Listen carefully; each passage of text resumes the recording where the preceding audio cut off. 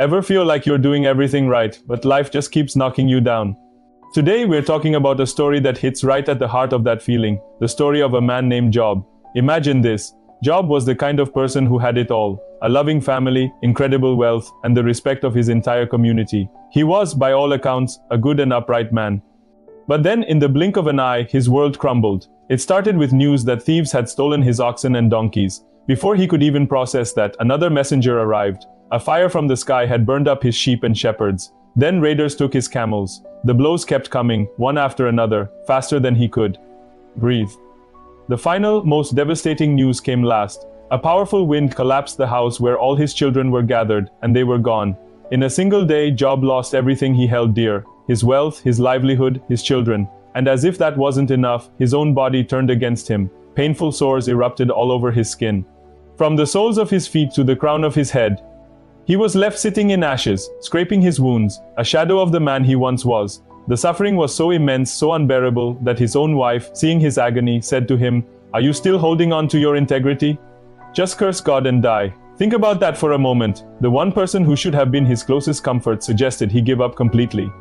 Then his friends came. At first, they sat with him in silence for 7 days, which was a kind gesture. But when they finally spoke, their words were like salt in his wounds. They were convinced that Job must have done something terrible to deserve such punishment. They accused him of hidden sins, insisting that God was being just.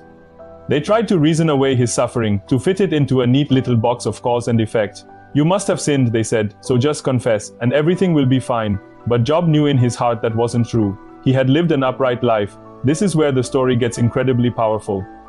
Despite the pain, the loss, and the accusations from those closest to him, Job refused to turn his back on his faith. He didn't have the answers. He was confused, angry, and drowning in grief. He wrestled with God, crying out in his anguish. He questioned why this was happening, in one of the most profound moments of faith ever recorded. Job declared, "Though he slay me, yet will I trust in him."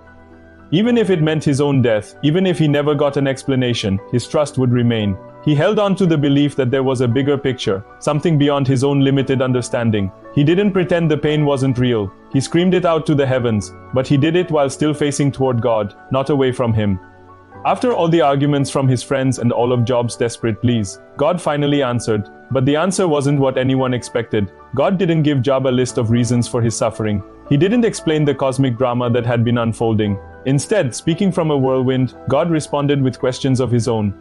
He asked Job, "Where were you when I laid the earth's foundation? Tell me, if you understand, who marked off its dimensions? Who stretched a measuring line across it? On what were its footings set, or who laid its cornerstone while the morning stars sang together?" God went on, describing the wonders of creation, from the depths of the sea to the constellations in the sky.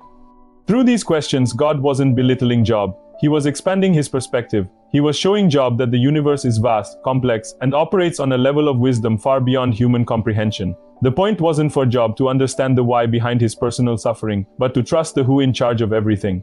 In that moment, Job's perspective shifted.